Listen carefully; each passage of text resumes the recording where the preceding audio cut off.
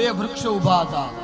એકદમ ભગવાન કૃષ્ણ બંને વૃક્ષની નીચે વચ્ચે આવે છે અને જોરથી આમ એક તાકાત લગાવે છે. બંને વૃક્ષો પડ્યા અને અવાજ થયો છે ભયંકર, ખૂબ મોટો અવાજ થયો. એમાંથી બે દિવ્ય પુરુષો ઉત્પન્ન થયા છે, નલકૃબર અને મણિગ્રીવ.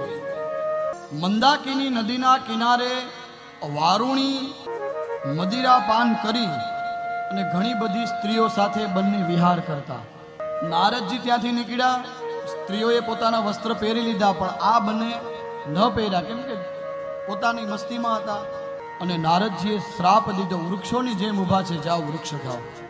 નારદજીની ક્ષમા માંગી ત્યારે કીધું, દેવતાઓના 100 વર્ષ પૂરા થશે ત્યારે કૃષ્ણ ભગવાનનું સાનિધ્ય તમને પ્રાપ્ત થશે. દેવતાઓના 100 વર્ષ ભગવાન શ્રી કૃષ્ણનું સાનિધ્ય પ્રાપ્ત થશે અને તમારું લોક કલ્યાણ, તમારું કલ્યાણ થશે, તમે એના લોકમાં જશો.